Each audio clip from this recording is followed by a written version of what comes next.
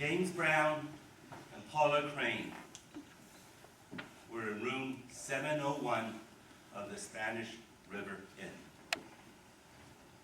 Wounded people meeting in a lonely room. They had sex. Both wanted it. One regretted it. They were confused. They were passionate. They were bewildered. They were also lovelorn. They also felt lust. And they also felt loneliness. That's what this case is about. And that's why we're here. They were young enough to feel desire, to feel emotion, to feel passion. They were also scared, scarred, and scorned enough not to know how to deal with it.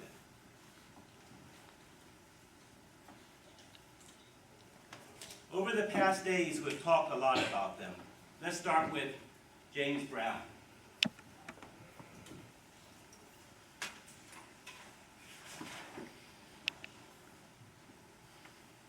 The evidence was that James was working as a custodian at the Spanish River Inn.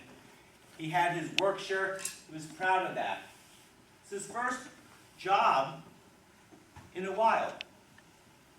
James grew up poor. He grew up alone. And he grew up abused. Raised by his grandparents, abandoned by his mother, thought to be slow. He was taunted, he was made fun of, he was bullied, and why? Say your name, James. James. What's wrong, James? Can't talk? What's wrong, stupid? James Brown, go to the back of the class and don't raise your hand. We don't want you to talk. James Brown grew up wanting to be accepted, wanting to be loved, wanting not to hear people make fun. James, what's wrong? Can't talk? James, what's wrong? That was in grade school. In high school, it was even worse. It's no wonder he went with those who said, come on, just don't talk. Come on, drive, just don't talk. Accepted there, and that's what got him into trouble. James learned that there was a generosity in silence. That if you didn't talk, no one made fun of you. If you didn't talk, you were accepted. James Brown got the job after getting into trouble, met all his conditions. He was proud of his position. He was in room 701 that day. And who else was in that room? Paula Crane, also scarred, also scorned, and also scared.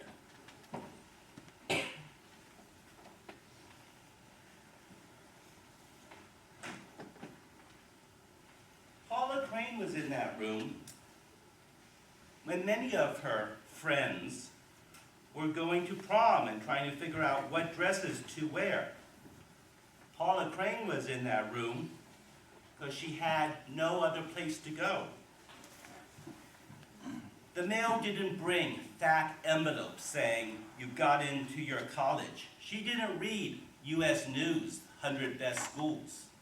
Paula Crane grew up poor. She grew up unwanted. She grew up abused, and we heard about that. 6, 7 years ago, her uncle touched her again and again in the night. Her mother, who was getting help, said, don't say it. Let it go. It only happens when he drinks. I'll watch out for you. She sought help, didn't really get it. She dropped out, She's trying to find herself, going to church, trying to find circles. But right now, she's at Spanish River Inn, cleaning rooms, turning on the radio while she's sweeping up KSAD.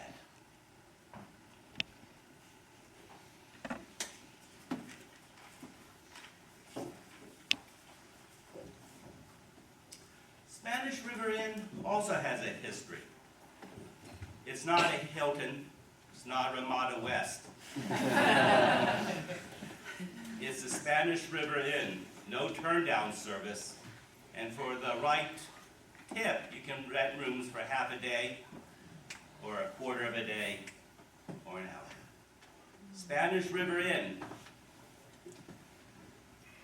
I guess what the most interesting thing, or indicative of it, and as we saw with the photograph, they can't even get the neon light to always work, so it flickers. Flickers like their dreams and hopes.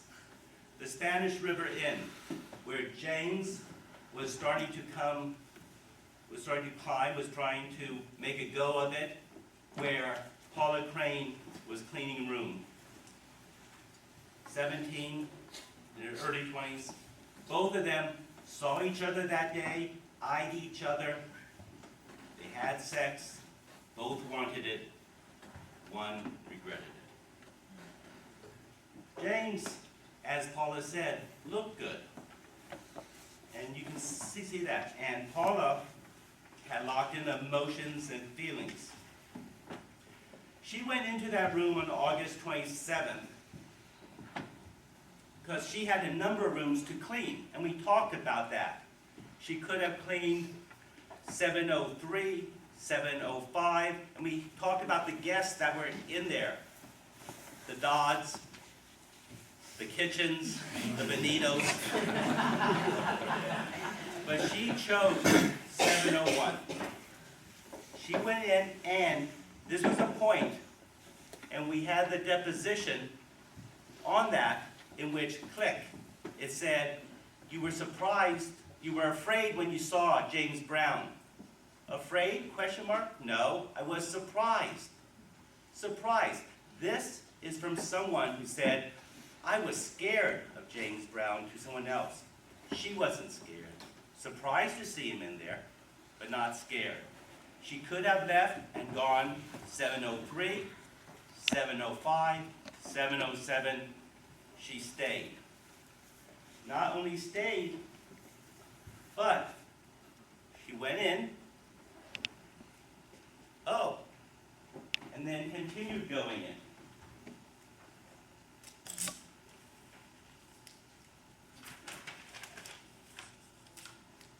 One time, right? She went in a song, then she went out to her linen cart, got some cleaning, went back a second time.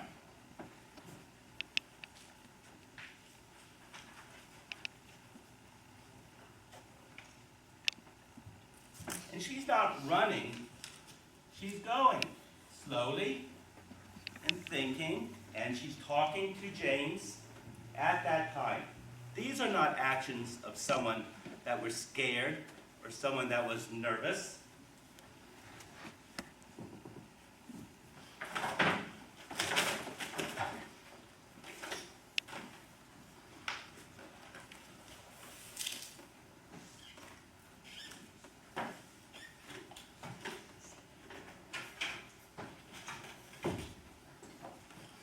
And we know from the diagram that was drawn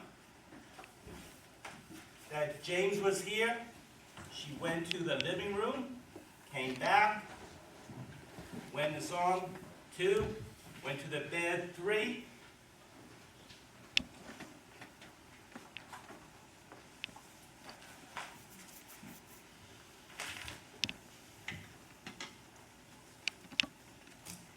Each one of these is an indication that she wasn't scared, but that she was thinking and talking and accepting.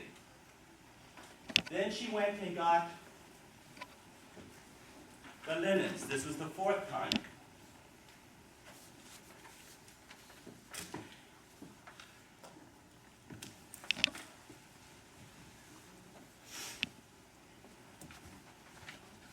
brought in the linens,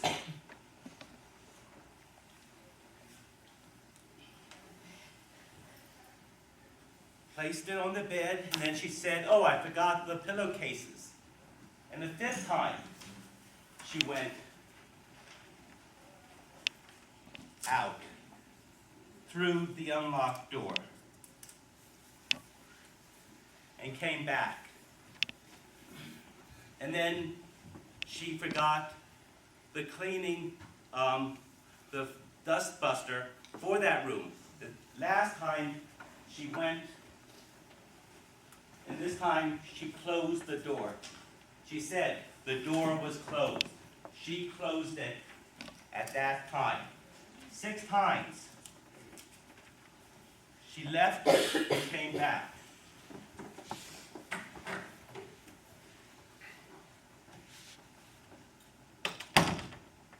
And closed the door. James was talking to her, and they were saying, Why did you say that about me? He came over and helped her make the bed. And then she apologized, and they sat there, and they talked. And remember I asked her about that? What they talked about and how James didn't stutter. For maybe the first time in his life, he talked without bouncing on vowels or stuttering on consonants. He said, "I like you," and he didn't stutter. She said she didn't hear him stutter. There was a moment in which Paula sat on the bed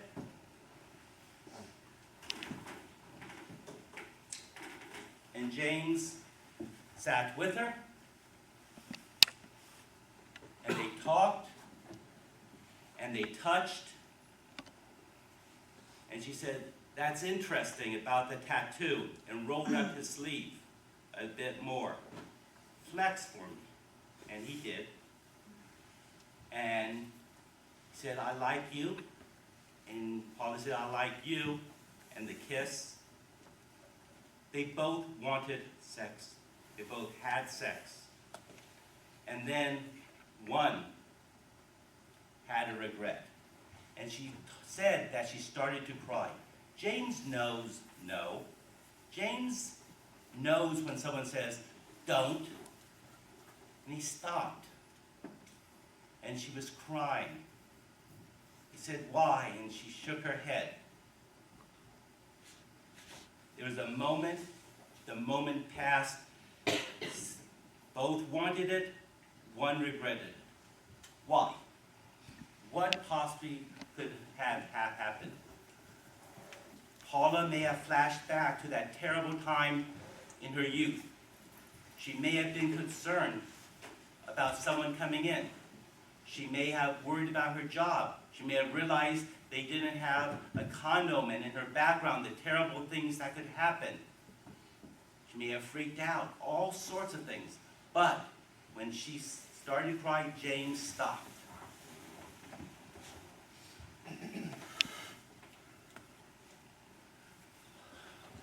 She picked up, she stood on the bed, and James tried to put her shoes on because he had helped them off.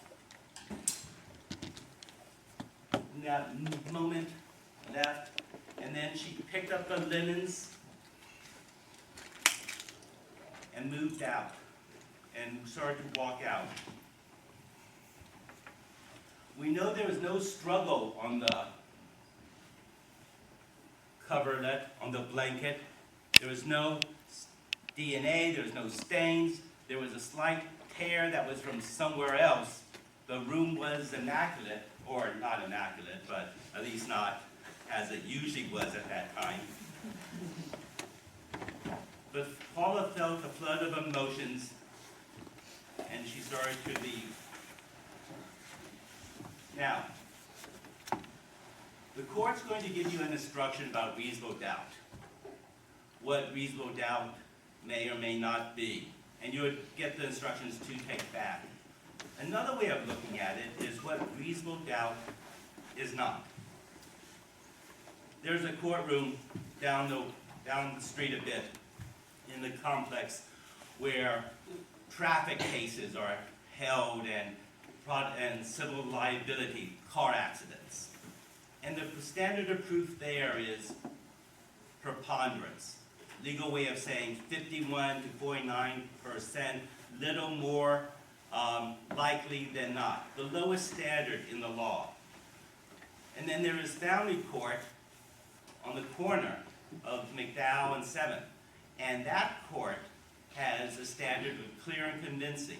That's the court that decides if you can stop medical care, right to die cases.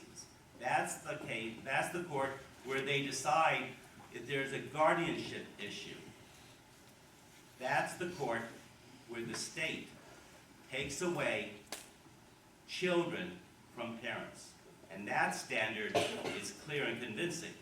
The evidence there must be clear and convincing to the person.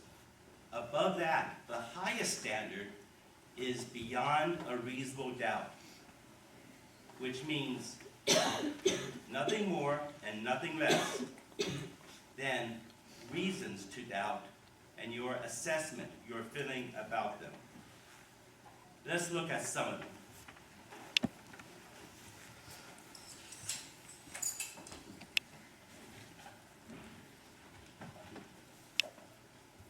I won't be able to put all the reasons down and all the facts, and if you remember some of them that I haven't, they're just as important.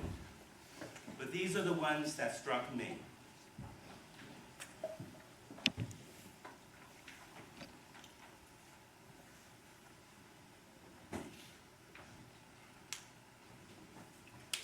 I put bodies because we spent a time talking about James and Paula. There were no bruises, contusions, scrapes on Paula. There was no trauma. There was no scarring. On James, there were no scratches. There were no claw marks. There was no bruises from a struggle. On Paula, there were no red marks around her wrist. There was no abrasions from where her clothes rubbed. There was no trauma, as the rape expert said, to her genitalia. There was nothing with the bodies that indicated a struggle, and yet she said she struggled. She said she fought. She said she was pinned. There is nothing in the bodies that indicate that. Second,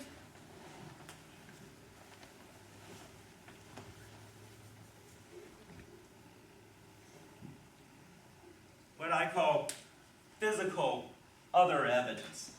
And this is also credibility, sort of what goes into Paula, or what Paula says happened.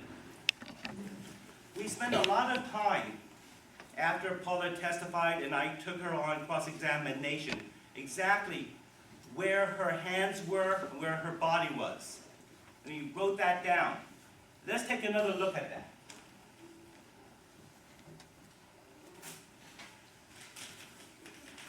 She said that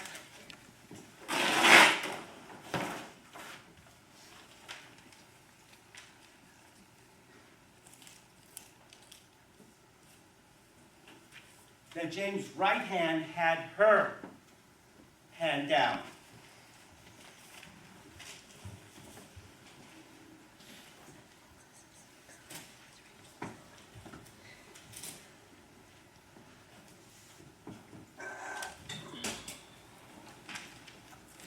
His left hand held her other hand down. And she said if her hands were free, she would have struck him or beaten him or fended him off. But her hands were down.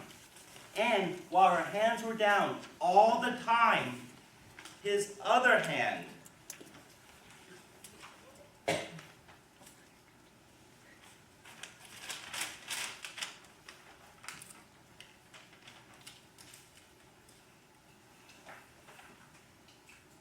her pants down.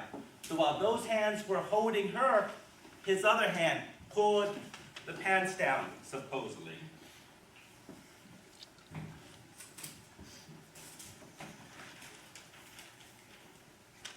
And his other hand ripped off the shirt. And she said, ripped off. So we have those hands, and then I asked her, you screamed. She said, I couldn't because his other hand, still another hand, was across my mouth all the time. I wanted to, but I couldn't. Hand, hand, hand, hand. And at any moment, she said, I would have fought, I would have screamed. The bodies show nothing.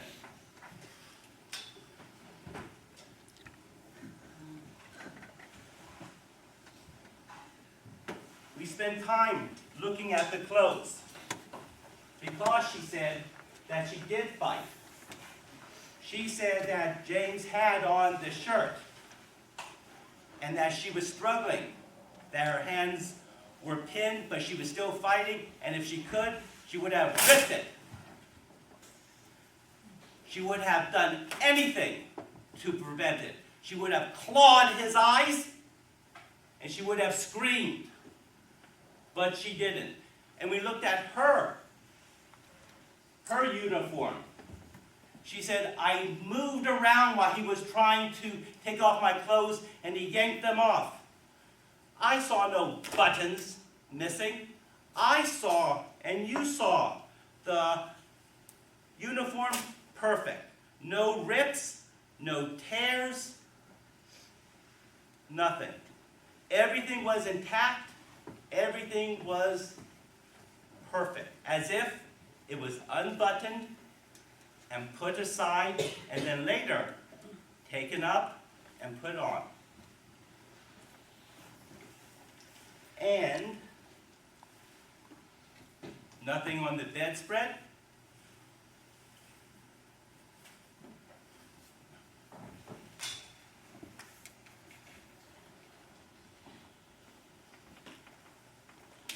Covington walked into that room and surveyed it.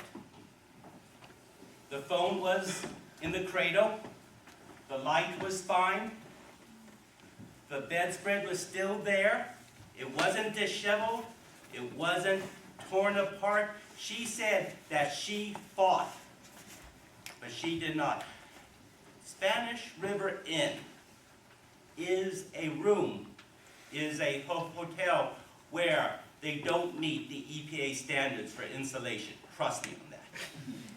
It is a room in which you can hear everything, and nothing was heard by anyone. There was no scream, there was no yell, there was no trying to call the phone, there was nothing.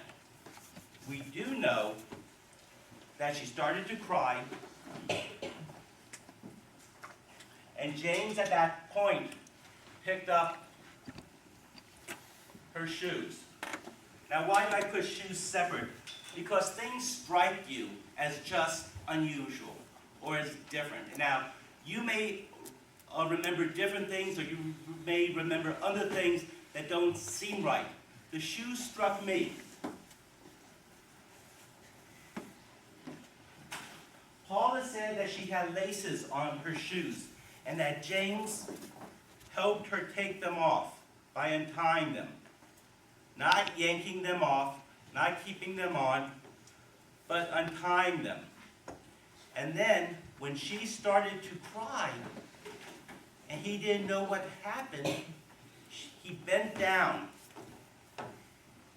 and tried to put them on. That act is not the act of a rapist. That act is not the act of an animal, like Paula said. That is the act of someone who cared. They had sex, they both wanted it, one regretted it. He put on the shoes and sort of tried to help her out. She picked up the linen, and she turned cold for those reasons we talked about. I'm not going to repeat them. I noticed some of you wrote them down, but the motive or the fear of Paula. What will Mrs. Olson say? He didn't have a condom. What if I'm pregnant? My boyfriend. This is wrong. Maybe there's the video camera. Maybe that's working. Maybe it's the same technician that worked on the bank that was just robbed worked in that big video camera and it's working now. All those things went through her mind. James rebuffed with the shoes and angry said, well, what could I do? And offered her money. And she said it was insulting. But for James, making minimum wage, money was a way of making things right for her or showing that he would give his labor for her. He didn't mean to hurt her. He wanted to help her. She picked up the laundry, and did she throw it at him? Did she throw a chair at him? No. She picked it up, James following her. She went out the door, slowly, and James was with her, and went to the elevator and went down with her fears, with her concerns, with her worries. And she saw Mrs. Olson and said, I've been assaulted. But we know that that can't be true. Both wanted sex, both had sex, one regretted it.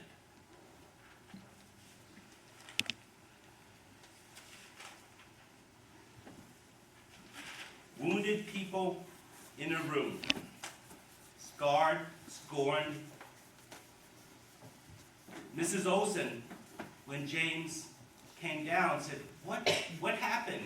Did you rape Paula? And he said, no. James, who's been truthful and honest in every other instance, said no. And he said no to Officer Covington. I didn't rape her. We were in the room and we had sex. Wasn't a rape. They were confused. She was confused. She was lost, bewildered. They were young. Sex happened. Hookup happened. Both wanted it. One regretted it. This is the last time I will be able to talk with you, to write things on the boards, to ask questions, to emphasize, to stress. Afterwards, the state will get up, and the state will come there and try to erase that from your minds. And the state will say, no, that's not what happened, but you know what happened, and you know what the evidence says. And afterwards, you will go back into the jury room, and I hope each of you will talk about the case, and each of you will discuss it. And at the end, you'll come out and you deliver your verdict, a verdict that will have an impact on the state and Paula, and most of all, James Brown. And then you'll go home, and you'll see your family, and you'll see friends, and they'll say, I heard you were in a trial. I heard you were in a jury. What happened? You looked them in the eye and said, I did the only thing the evidence showed. I did what was right. I acquitted James Brown.